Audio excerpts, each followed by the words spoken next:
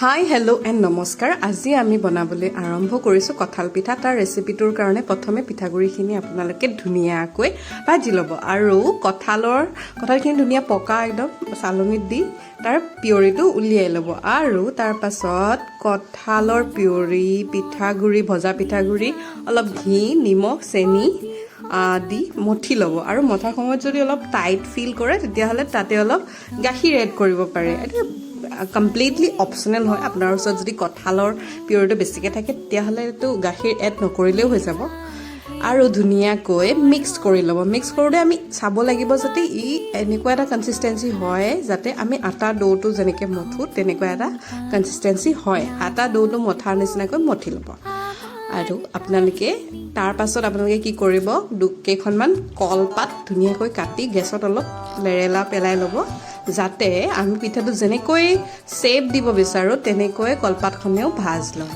ধুনীয়াকৈ এটা ডৌ এটা বহাই ল'ব মাজত আৰু কলপাতখন দুটা ভাজ কৰি বেলনা বাৰীডালেদি ধুনীয়াকৈ বেলি দিব।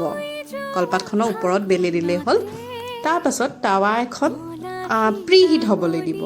প্ৰিহিট হৈ থাকোঁতে এটা এটাকৈ পিঠা তাতে দি আপোনালোকে কি কৰিব, ঢাকোন মাৰি দিব পাৰে।